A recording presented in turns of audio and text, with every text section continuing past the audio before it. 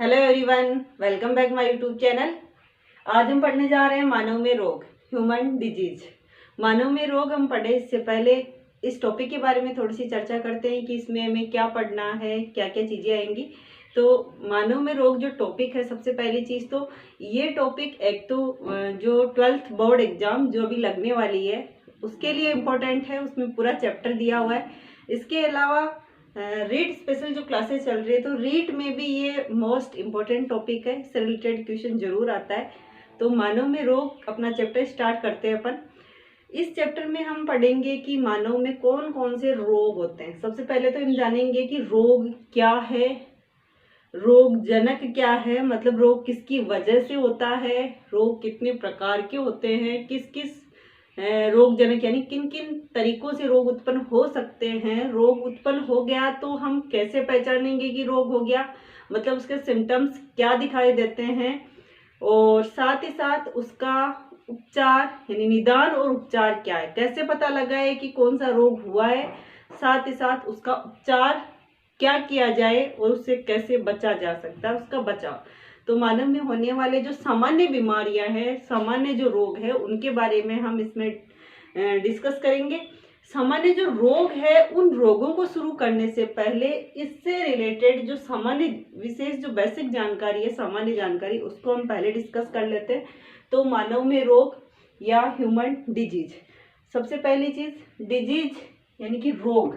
Disease या रोग क्या है, हम रोग किसे कहेंगे, डिजीज क्या है। तो ये जो डिजीज जो वर्ड है, जैसे डिस यानी DIS और इज, दो शब्दों से मिलकर बना है, डिस और इज। डिस का मतलब होता है एब्सेंट, एब्सेंट यानी कि अनुपस्थिति, अनुपस्थिति, और इज का मतलब होता है सामान्य अवस्था, सामान्य अवस्था या आरामदायक अवस्था। इज का मतलब क्या होता है, सामान्य या आरामदायक अवस्था।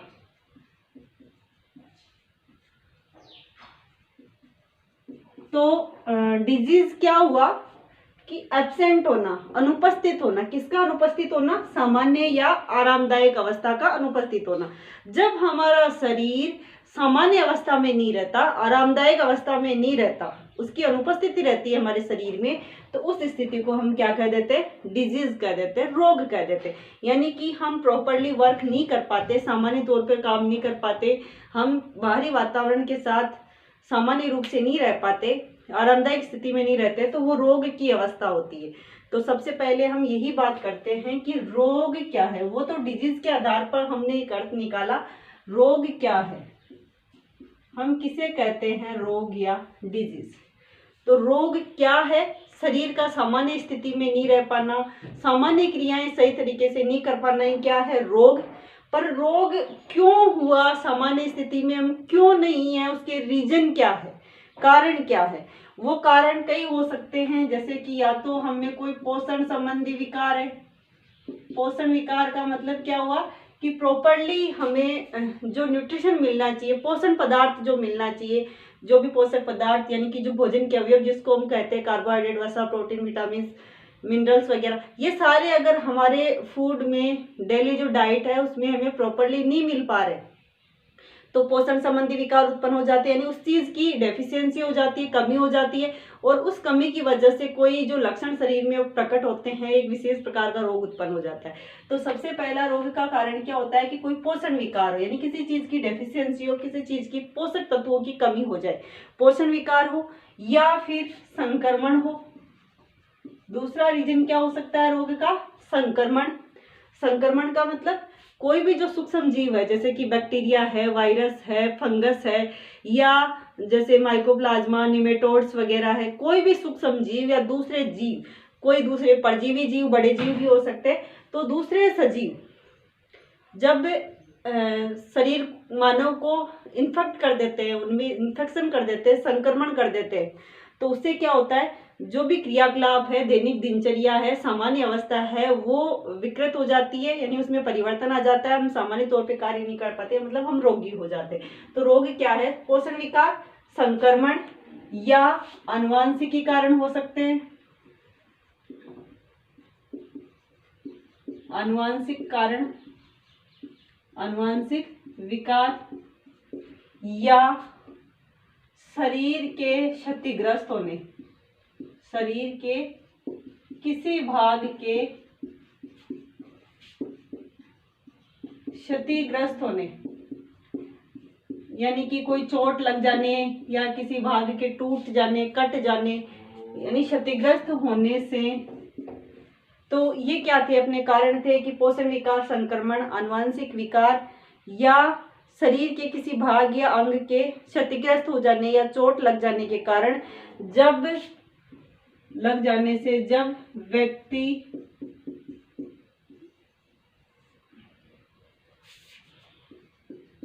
सामान्य क्रियाएं संपन्न नहीं कर पाता है, सामान्य क्रियाएं नहीं कर पाता, तो उसी को हम क्या कहते हैं, तो यह अवस्था रोग कहलाती है। यह अवस्था क्या कहलाती है, रोग कहलाती है।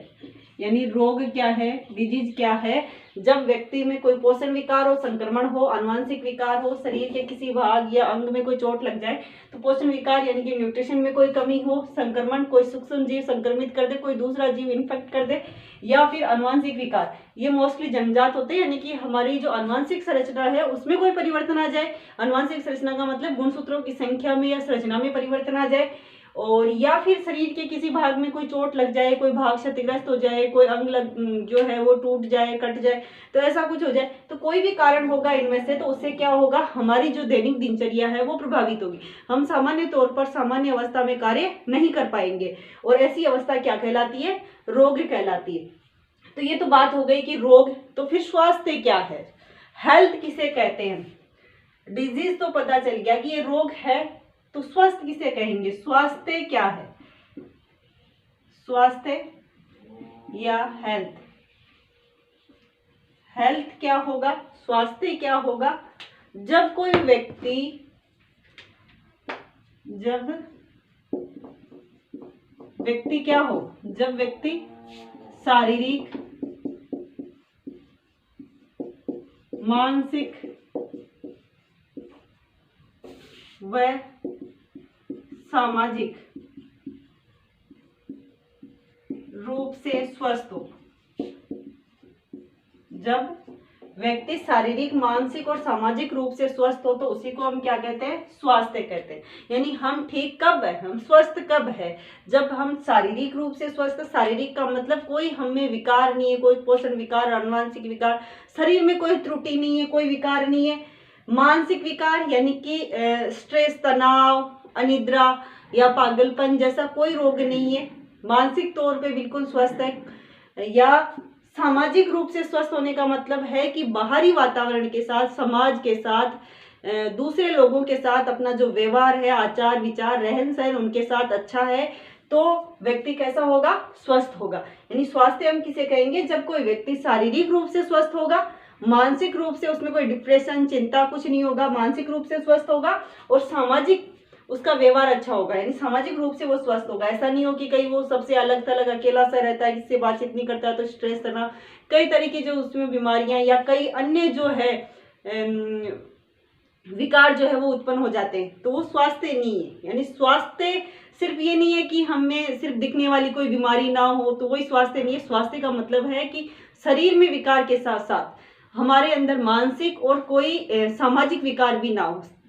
तीनों जो फैक्ट है, तीनों फैक्ट के रूप में जो स्वस्थ होता है वही क्या कहलाता है, स्वास्थ्य कहलाता है। शारीरिक, मानसिक और सामाजिक रूप से स्वस्थ होना ही क्या है, स्वास्थ्य। तो रोग क्या था, रोग था कि जब किसी व्यक्ति में पोषण संबंधी विकार, संक्रमण से संबंधित विकार, आनुवंशिक विकार या फिर शरीर के किसी भाग या अंग के क्षतिग्रस्त या चोटिल हो जाने की वजह से कोई विकार आ जाता है, कोई त्रुटि आ जाती है, जिससे कि वो सामान्य क्रियाएं नहीं कर पाता है, सामान्य तौर पर सभी कार्य नहीं कर पाता है, आरामदायक स्थिति में नहीं रह पाता है, तो उसी को हम क्या कहते हैं, रोग कहते हैं। तो ये तो था रोग और स्वास्थ्य। अब आता है कि रोग उत्पन्न किसकी वजह से होता है। ये सारे जो फैक्ट थे ये क्या है, उत्पन्न करने वाले कारक है, पर इन कारकों में ऐसा क्या है कि रोग उत्पन्न हो जाता है। तो रोगजनक, नेक्स्ट जो अपना रहेगा वो क्या है, रोगजनक। या इसको हम पैथोजन भी कहते हैं। पैथोजन या रोगजनक। रोगजनक क्या होता है? रोगजनक वह कारक होता है जो रोग उत्पन्न करता है। वह कारक जो रोग उत्पन्न करता है वो क्या कहलाता है? रोगजनक कहलाता है। अब जैसे पोलियो रोग उत्पन्न होता है, वायरस से होता है, तो वायरस जो पोलियो का वायरस है वो क्या है? रोगजनक है। डेंगू वायरस है, डेंगू। मलेरिया जो होता है प्लेज्मोडियम लार्वा से होता है, तो प्लेज्मोडियम लार्वा क्या है? यहाँ पर रोगजनक है। इसी तरह से जैसे वर्तमान में जो डिजीज चल रही है कोविड-19 या जिसको हम कहते हैं कोरोना, तो एक विशेष वायरस से होती है जो कोरोना वायरस है, सार्स कोविड-19 वायरस जिसको नाम दिया, तो उस वायरस की वजह से हो रही है, तो वो क्या है? रोगजनक, जिसकी वजह से रोग उत्पन्न होता है। रोग उत्पन्न करने वाला कारक ही क्या कहलाता है? पैथोजन या रोगजनक कहलाता है। उसके बाद में नेक्स्ट जो टर्म है अपनी वो है रोगवाहक। रोगवाहक। रोगवाहक क्या है? रोगवाहक वह जीव या वह फैक्टर, वह कारक होता है जो कि रोगजनक को आश्रय भी देता है, पोषण भी देता है, साथ ही साथ उसका प्रसार भी करता है। यानी रोगजनक को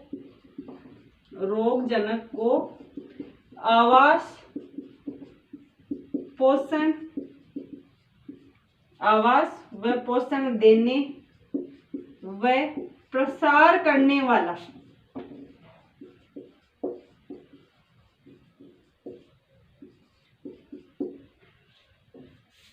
वाला जीव या कारक क्या कहलाता है? रोगवाहक कहलाता है। रोग का वाहक यानी ऐसा जीव जो क्या करता है? रोगजनक को, पैथोजन को अपने शरीर पे रख लेता है, उसको आवास भी देता है, पोषण भी देता है और उसको प्रसारित भी कर देता है, तो वो क्या कहलाता है? रोगवाहक। एक नेक्स्ट और है वाहक। ये तो था रोगवाहक और एक है वाहक। तो वाहक क्या होगा फिर? वाहक क्या करता है? ये एक स्थान से दूसरे स्थान पर रोग को प्रसारित करता है, फैलाता है रोग को, यानी कि रोगजनक को या रोग कारक को, रोगजनक को रोग कारक भी हम कह सकते हैं। रोग कारक या रोगजनक को क्या करता है? एक स्थान से दूसरे स्थान तक प्रसारित करता है, स्थानांतरित कर देता है। रोग कारक को एक स्थान से दूसरे स्थान तक फैलाता है या प्रसारित करता है, तो वो क्या कहलाता है? वाहक। अब अपने पास में बात ये आती है कि वाहक या रोगवाहक दोनों में फर्क क्या है। देखो वाहक क्या कर रहा है? वाहक ने उसको कोई आवास या भोजन नहीं दिया है, बल्कि उसको एक स्थान से उठाया और दूसरे स्थान तक छोड़ दिया, तो वाहक है। लेकिन रोगवाहक, इसमें क्या डिफरेंस है कि ये क्या करता है? उसको संचारित तो करता ही है, दूसरे स्थानों तक प्रसारित तो करता ही है, परंतु जब तक वो प्रसारित हो तब तक उसको ये आवास भी देता है, यानी कुछ समय तक वो उसके ऊपर रहता भी है। यानी ऐसी स्थिति, मान लो कि कोई रोग जो है अभी मान लो हो रहा है, लेकिन कुछ समय ऐसा आता है कि वो रोग जो थोड़ा कम पड़ जाता है, उस समय नहीं होता है, तो रोगवाहक पर उस दौरान वो रोग का कारक रोगजनक उस रोगवाहक पर उस समय स्थित भी हो सकता है, वो उसका आवास भी उस समय के लिए होता है, तो उसको आवास आश्रय भी देता है, पोषण देता है और प्रसारित भी करता है, वो क्या कहलाता है? रोगवाहक। तो ये कुछ टर्म थी कि रोग हम किसे कहते हैं, स्वास्थ्य हम किसे कहेंगे, रोगजनक किसे कहेंगे, रोगवाहक क्या होगा और वाहक क्या होगा। देखिए पहले हम छोटे छोटे टर्म्स है इनको पढ़ेंगे, उसके बाद में सारे रोगों को कि कौन कौन से रोग है और वो रोग किन की वजह से हो रहे हैं, वन बाय वन सबको पढ़ेंगे डिटेल। तो ये कुछ टर्म्स ही, ये जो अपना था रोगवाहक, इसको कहीं कहीं पर आज से भी लिखा होता है। आज से क्या है कि जो पोषण देता है, उसको आश्रय देता है, प्रसारित करता है, लेकिन खुद उससे प्रभावित नहीं होता, खुद इन्फेक्टेड नहीं होता। जैसे कि फॉर एग्जांपल अगर अपने एग्जांपल के तौर पे बात करें तो 2018 में, जून 2018 में केरल में एक वायरस फैला था, Nipah virus.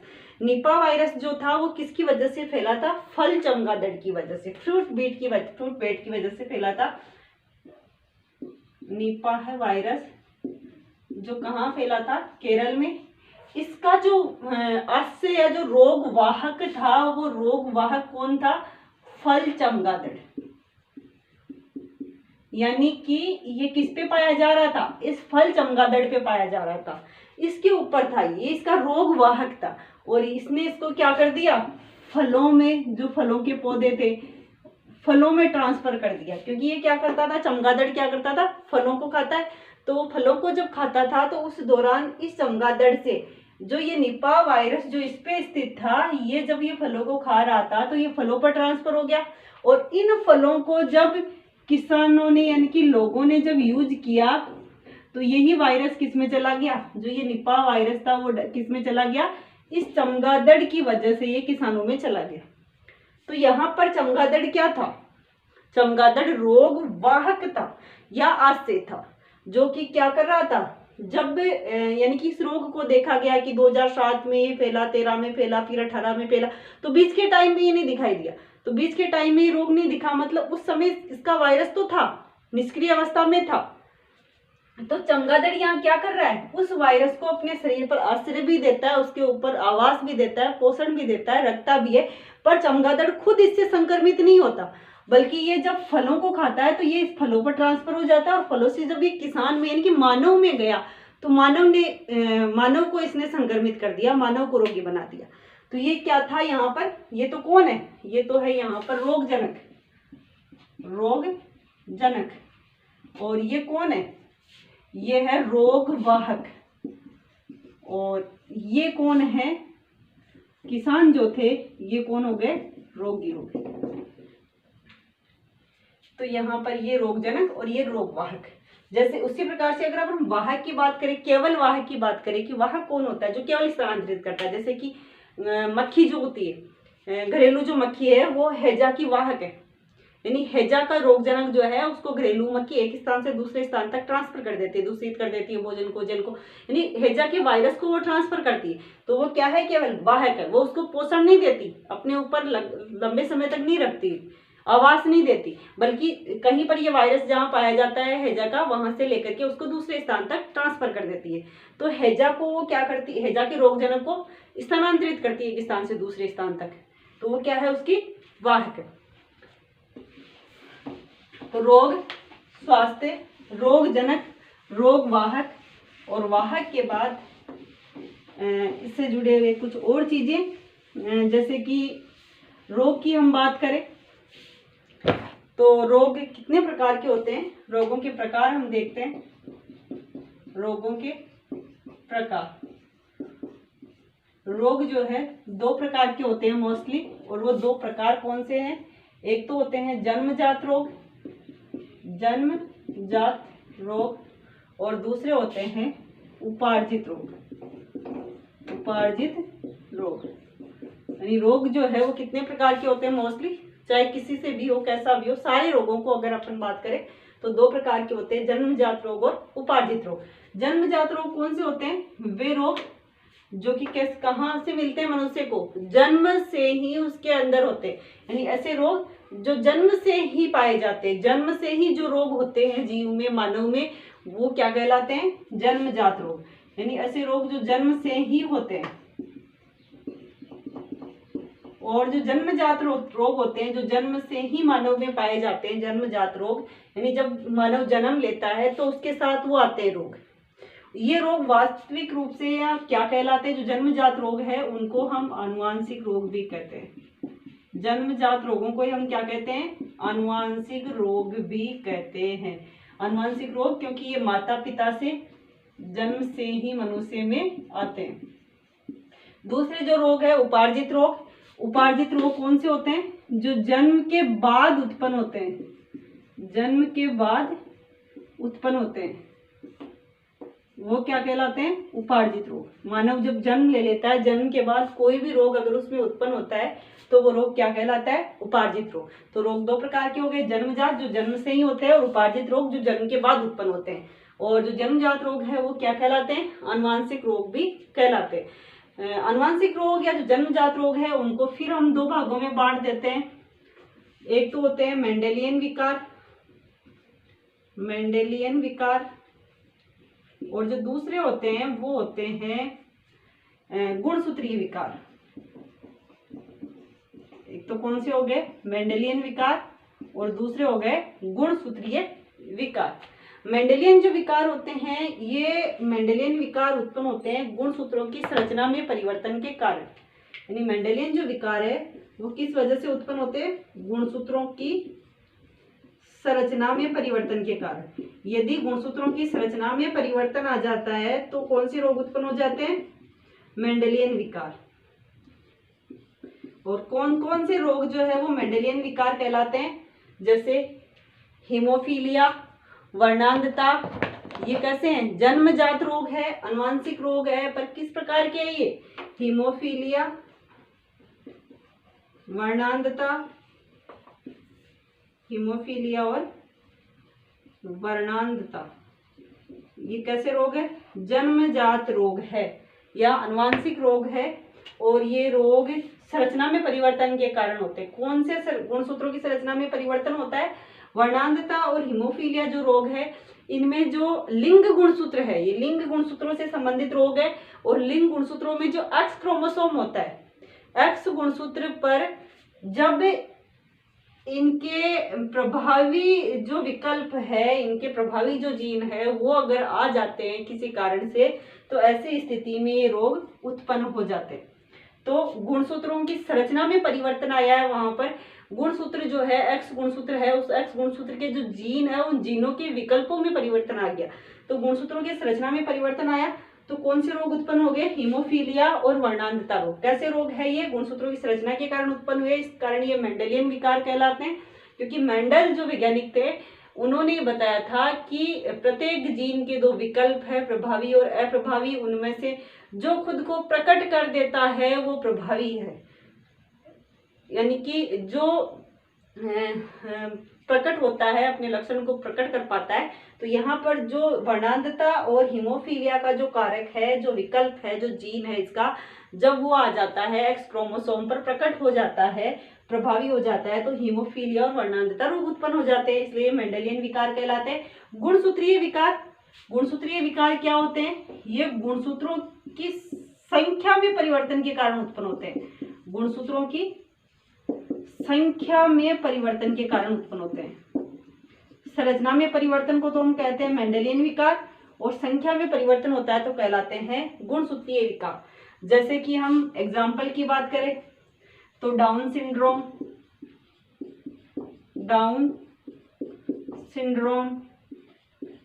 Turner syndrome, down syndrome, Turner syndrome, इसके अलावा क्लाइनफेल्टर सिंड्रोम, इसके अलावा कई और सिंड्रोम है, एडवर्ड सिंड्रोम,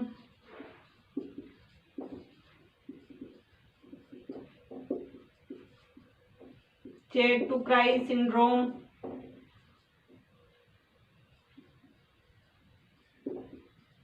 यानी कि गुणसूत्रों की संख्या में जब परिवर्तन आ जाएगा तो गुणसूत्रीय विकार उत्पन्न होंगे। और ये कई रोग है जो कि गुणसूत्रों की संख्या में परिवर्तन के कारण होते हैं। डाउन सिंड्रोम की अगर अपन बात करें तो डाउन सिंड्रोम कैसे होती है संख्या में परिवर्तन, मोस्टली क्या होता है, मानव में गुणसूत्रों की संख्या कितनी होती है, 46 होती है, 46 होती है, जिसमें कि 44 जो गुणसूत्र होते हैं, 44 जो गुणसूत्र होते हैं कायिक गुणसूत्र होते हैं, और एक जोड़ा गुणसूत्र यानी संख्या में 2 जो गुणसूत्र होते हैं लिंग गुणसूत्र होते हैं। यानी 44 प्लस नर होगा तो 44 प्लस XY होगा, और मादा होगी तो 44 प्लस XX होगा। कुल मिलाकर के 46 गुणसूत्र होते हैं। लेकिन जब इन 46 गुणसूत्रों की संख्या में परिवर्तन आ जाए, यानी 46 से 45, 44 या 43 रह जाए, या फिर 46 से ज्यादा हो जाए, तो ऐसी स्थिति में क्या हो जाता है, गुणसूत्रों में विकार आ जाता है, गुणसूत्रों की संख्या चेंज हो गई, सामान्य नहीं रही, और ऐसी स्थिति में उससे संबंधित जो है रोग उत्पन्न हो जाता है, और वो रोग सिंड्रोम के नाम से जाने जाते हैं। जैसे पहला सिंड्रोम है डाउन सिंड्रोम। डाउन सिंड्रोम में क्या हो जाता है, डाउन सिंड्रोम में जो 21वां गुणसूत्र है वो कॉपी हो जाता है, यानी अतिरिक्त आ जाता है 21वां गुणसूत्र। तो कुल कितने हुआ करते थे, 46 थे, लेकिन जो 21वां गुणसूत्र है जब वो अतिरिक्त हो गया, यानी 21वें गुणसूत्र में एक अतिरिक्त गुणसूत्र जुड़ गया, तो ऐसी स्थिति में कुल गुणसूत्र कितने हो जाते हैं? 47। 46 के बजाय गुणसूत्र 47 हो गए, तो डाउन सिंड्रोम हो गया। इसके अलावा जो टर्नर सिंड्रोम है, टर्नर सिंड्रोम में क्या हो जाता है? एक गुणसूत्र की कमी हो जाती है, और जो गुणसूत्र है वो कैसे हो जाते हैं? 44 + x0 हो जाते हैं। एक ही केवल x गुणसूत्र होता है, एक गुणसूत्र की कमी हो जाती है, और ऐसी स्थिति में गुणसूत्र कितने हुए? 45, यानी कि 46 के बजाय एक गुणसूत्र कम हो गया, टर्नर सिंड्रोम हो गया। ऐसी स्थिति में जो होता है टर्नर सिंड्रोम, जिनमें होता है लिंग गुणसूत्र की कमी हो जाती है एक ही, और ये मोस्टली बंदे होते हैं, यानी संतान उत्पन्न करने की क्षमता इनमें नहीं होती है।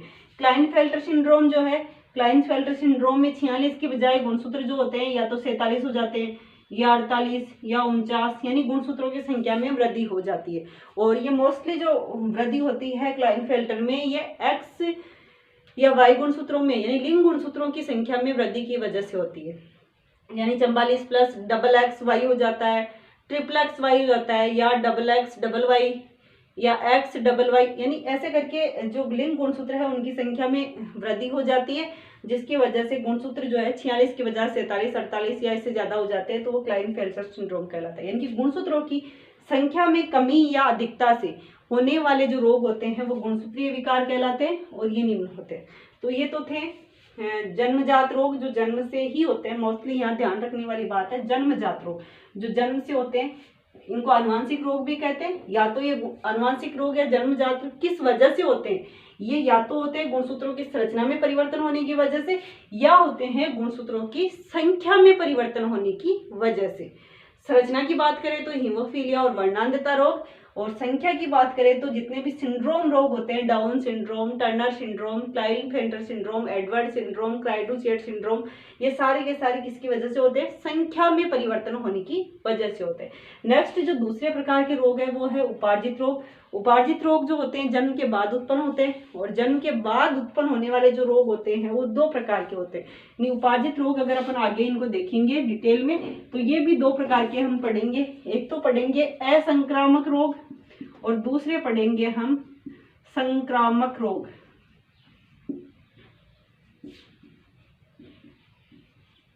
असंक्रामक रोग ऐसे रोग जो पर्टिकुलर जिस व्यक्ति में रोग हो गया उससे किसी दूसरे व्यक्ति में संचारित नहीं होते, यानी किसी भी माध्यम से या डायरेक्टली संपर्क से, यानी किसी भी कारण से रोगी व्यक्ति से सामान्य व्यक्ति में इनका संचार नहीं होता। ये रोग संचरित नहीं होते, संचरण योग्य नहीं होते, वो असंक्रामक रोग कहलाते हैं। जैसे कि मान लो किसी में कैंसर हो गया, तो कैंसर जिस व्यक्ति में हुआ है उस व्यक्ति के साथ रहने से, उसके साथ खाने पीने से, या फिर उसकी वस्तुओं को उपयोग करने से, या किसी वाहक के द्वारा वो जो है रोग उस रोगी व्यक्ति से दूसरे स्वस्थ व्यक्ति में नहीं हो सकता। तो ऐसे रोग जो किसी रोगी व्यक्ति से स्वस्थ व्यक्ति में संचारित नहीं होते, या रोगी से स्वस्थ में उनका संचरण नहीं होता, वो कहलाते हैं असंक्रामक रोग। और असंक्रामक रोग कुछ होते हैं, जैसे कि मान लो कैंसर, एलर्जी, और अपूर्णता वाले रोग। अपूर्णता वाले रोग कौन से होते हैं?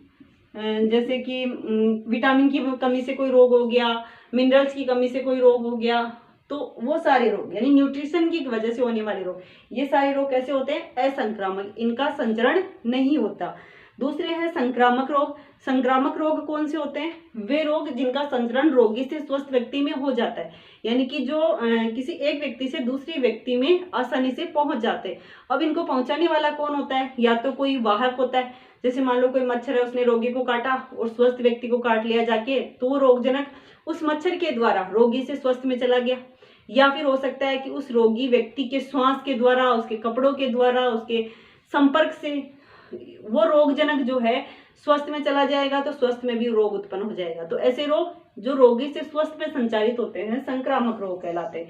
और संक्रामक रोग जो है सारे जो बैक्टीरिया, वायरस या निमेटोड्स, प्रोटोजोआ, बहुत सारे रोग हैं जो संक्रामक होते हैं। मोस्टली वायरल डिजीज जो भी होती है, वायरस से होने वाले रोग जो है संक्रामक ही होते हैं। और अभी तो संक्रामक रोग सबसे भयंकर जो रोग चल रहा है कोविड-19 सबसे ज्यादा संक्रामक, यानी कि मोस्टली तो क्या होता है, रोगों का संचरण जो है, जैसे मान लो कि संपर्क से होगा, टच करने से, किसी चीज को संक्रमित सतह को छूने वगैरह से होता है। लेकिन कोविड-19 वायरस तो ऐसा है कि इसका संचरण, वायरस का जो संचरण है वो हवा से भी हो जाता है। जैसे मान लो रोगी व्यक्ति जो किसी स्थान पे खड़ा है, उसने खांसा, वहां पे उसको छींक आई, तो जो उसके शरीर से जो भी बूंदें निकलती है छोटी छोटी, उसमें वो वायरस बाहर आ गया, और कुछ समय तक ये वायरस क्या करता है, उस वातावरण में, उस हवा में वहां पर जीवित बना रहता है। और उसी दौरान मान लो वो रोगी तो वहां से चला गया, लेकिन कोई स्वस्थ व्यक्ति अगर वहां पर आ गया और उसने वहां पर सांस लिया, तो वो वायरस उसके अंदर चला जाएगा। यानी कि हवा के द्वारा भी संक्रमण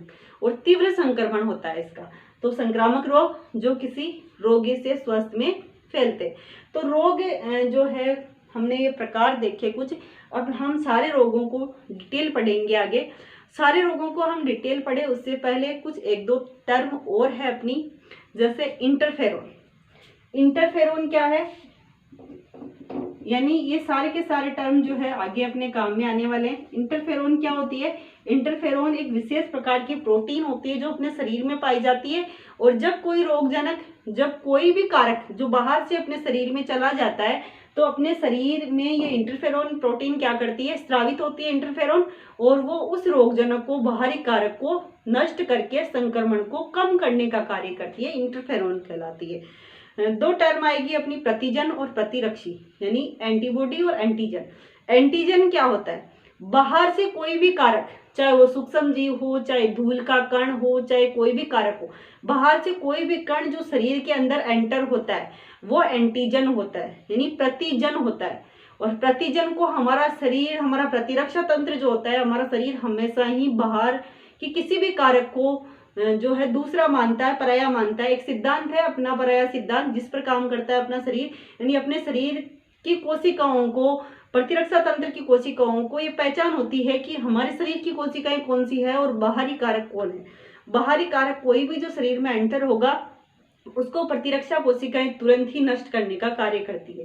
नहीं, उसके लिए जो है प्रतिरक्षी एंटीबॉडीज बनाती है, उसको नष्ट कर देती है। बाहर से कोई भी कारक शरीर में जाएगा तो उसको वो तुरंत नष्ट करने की कोशिश करेगी। तो प्रतिजन क्या होते हैं? बाहर से शरीर में प्रवेश करने वाले कोई भी सूक्ष्म जीव या धूल कण, पराग कण, कोई भी कारक, चाहे वो सजीव है या निर्जीव है। सजीव के रूप में बैक्टीरिया, वायरस, फंगस वगैरह कोई भी सूक्ष्म जीव हो सकते हैं, और निर्जीव के रूप में धूल कण, परागकण या अन्य कोई भी कारक हो सकते हैं। जो शरीर के अंदर एंटर होंगे वो प्रतिजन या एंटीजन कहलाते हैं। जैसे ही एंटीजन अंदर जाएगा, शरीर में क्या है? प्रतिरक्षा तंत्र है, इम्यूनो सिस्टम है, और उस प्रतिरक्षा तंत्र की जो प्रतिरक्षी कोशिकाएं होती है, यानी उस प्रतिरक्षा तंत्र की जो कोशिकाएं होती है, वो उस प्रतिजन को नष्ट करने के लिए, उसके लिए विशेष प्रकार के प्रतिरक्षी या एंटीबॉडीज बनाती है, जो उसको नष्ट कर सके, उसके संक्रमण को रोक सके।